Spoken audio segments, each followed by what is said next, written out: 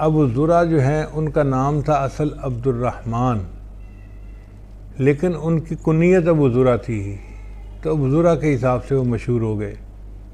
یہ بہت بڑے محدث تھے، لاکھوں حدیثیں ان کو یاد تھیں۔ دو باتیں ان کی بڑی خاص ہیں۔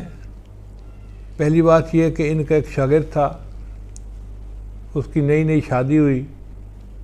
اب شادی کے ابتدائی دنوں میں میاں بیوی کی چاہت ہوتی ہے کہ ہم جتنا وقت اکٹھا گزار سکتے ہیں اتنا زیادہ اچھا ہے، مگر یہ حدیث کا درس پڑھنے کے لیے صبح چلے جاتے تھے اور شام کو آتے تھے۔ بیوی بیچاری سارا دن ان کے انتظار میں بیٹھی رہتی۔ کبھی کبھی اگر درس لمبا ہو جاتا تو بیوی کو اور انتظار کرنا پڑتا۔ اب ایک دن اسی طرح درس لمبا ہو گیا اور خامن جو تھا وہ دیر سے گھر آیا، تو بیوی تھوڑا ناراض ہونے لگی کہ آپ کو تو کسی کی فکر ہی نہیں، آپ تو جاتے ہیں تو پچھلے مر جاتے ہیں، آپ کے لیے کوئی یاد ہی نہیں ہوتا، اور میں بھوکی بیٹھی رہتی ہوں، انتظار کرتی رہتی ہوں کہ آپ آئیں گے، آپ نے کیوں اتنی دیر کر دی؟ اس نے کہا کہ بھئی میں پڑھنے گیا تھا، علم حاصل کرنے گیا تھا، میں نے وقت کہیں دوستوں میں ضائع نہیں کیا، درس لمبا ہو گیا اس لیے۔ اب بیوی چونکہ غصے میں تھی تو اس نے کہہ دیا کہ تیرے استاد کو کچھ نہیں آتا، تو وہاں کیا جا کے سیکھے گا؟ اب جب بیوی نے یہ الفاظ کہے تو خامد بھی نوجوان تھا، اس کو بھی غصہ آ گیا۔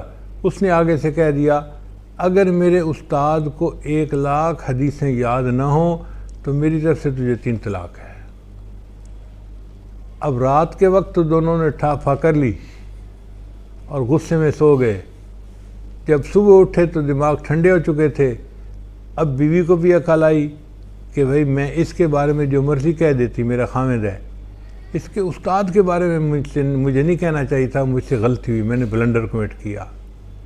اور خامد کو بھی فیل ہوا کہ اگر بیوی غلطی کر گئی تھی، ناقصات العقل ہے، تو مجھے تو ایسا نہیں کہنا چاہیے تھا، میں نے کیوں ایسا کہہ دیا؟ چنانچہ اندر سے دونوں چاہتے تھے کہ طلاق نہ ہو اور ہم میاں بیوی بن کے زندگی گزاریں، لیکن چونکہ خامد نے مشروط بات کر دی تھی، اگر میرے استاد کو 1,00,000 حدیثیں یاد نہ ہوں تو طلاق ہے۔ اب یہ کنفرم کون کرے؟ یہ تو استاد ہی کر سکتا ہے۔ چنانچہ خامد جو تھا وہ اپنے استاد کے پاس گیا اور اس نے جا کے کہا کہ حضرت میں ایک سیاہ کارنامہ کر کے آ گیا ہوں کہ میں نے اپنی بیوی کو مشروط طلاق دے دی ہے کہ اگر میرے استاد کو 1,00,000 حدیثیں یاد نہ ہوں تو تجھے 3 طلاق ہے۔ اب آپ بتائیں آپ کو 1,00,000 حدیثیں یاد ہیں یا نہیں ہیں؟